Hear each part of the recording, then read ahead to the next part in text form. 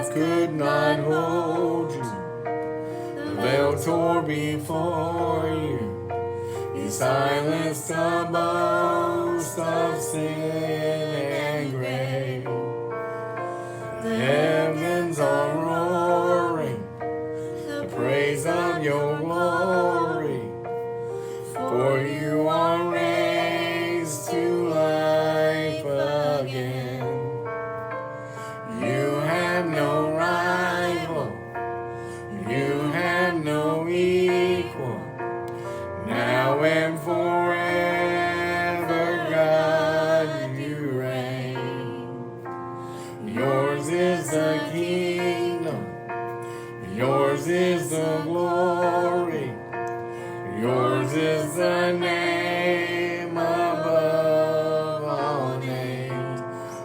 What a powerful name it is. Tonight's message, Jesus the Lighthouse.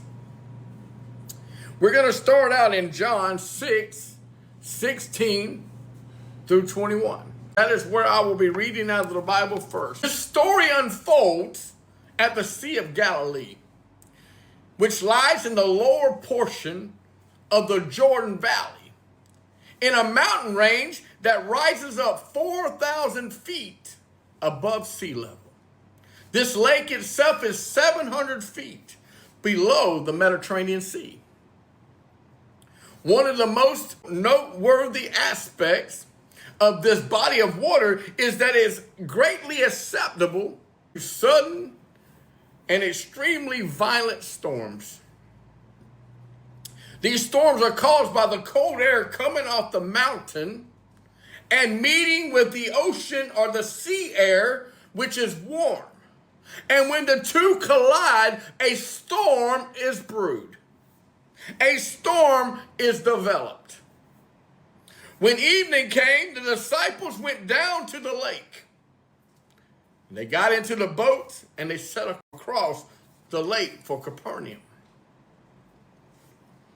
By now it was dark and Jesus had not yet joined them. When they had rowed 3 or 3.5 miles, they saw Jesus approaching the boat, walking on the water. And they were terrified. Rightfully so. You see something walking on the water that looks like that, you'd be terrified too. But he said to them, "It is I, don't be afraid." Then they were willing to take him into the boat. And immediately the boat reached the shore where they were headed. In John 6:16 through 21. It said that when even was now come, his disciples went down unto the sea and entered into a ship and went over the sea toward Capernaum. And it was now dark, and Jesus was not come to them. See, Jesus had just fed 5,000 and was up in the mountain praying over himself and his disciples. And the sea arose by reason of a great wind that blew. So when they had rowed about 5 and 20 or 30 furlongs, they see Jesus walking on the sea.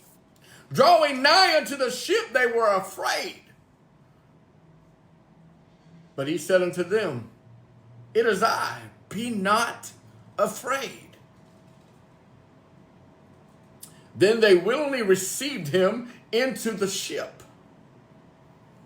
And immediately the ship was at the land whither they went. Have you ever felt alone as you battle the storms of life, wondering where Jesus was when you needed him? Then perhaps this miracle we're about to study may be helpful for you today. When Jesus walked on the water, Peter walked on the water too. This event was recorded in Matthew, Mark, and John. This message, we will discuss the account that Mark recorded in Mark 6:45 through 52. And straightway, he constrained his disciples to get into the ship and to go to the other side before unto Bethsaida, while he sent away the people. The 5,000 he just fed, he sent them away. And when he had sent them away, he departed into the mountain to pray. Now, I want you to remember this. The disciples represented us as servants in that boat. And Jesus represents the lighthouse on the hill. See, Jesus was up in the mountain looking down at the disciples after he had prayed. Where's most of your lighthouses put? They're put on a hill so that the ships can see where the land is, where the path is to the shore. Jesus departed into the mountain.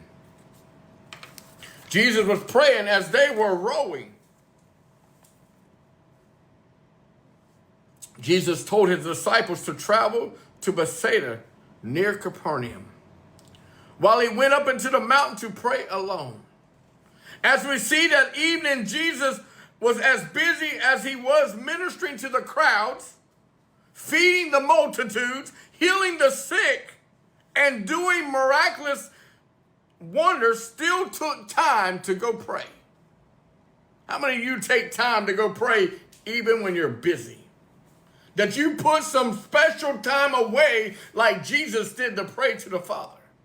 How many of you spend hours in your prayer room having a personal relationship with God? Do you know that Jesus prayed so many times through the Bible to his own Father?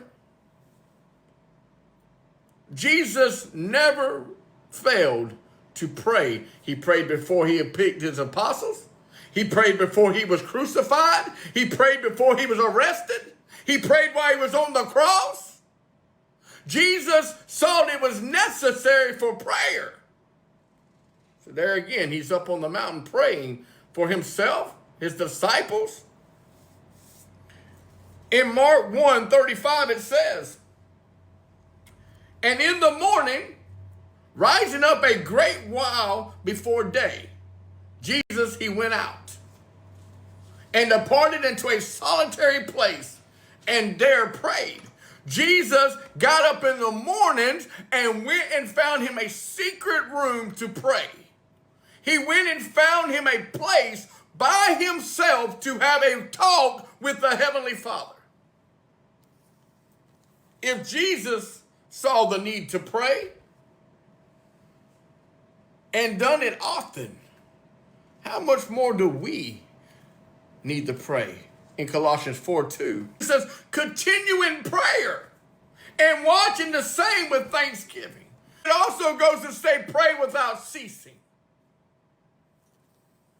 As children of God, we need to pray as often for our relationship with God, for our needs, and for our brothers and sisters and those around the world. Pray for everything.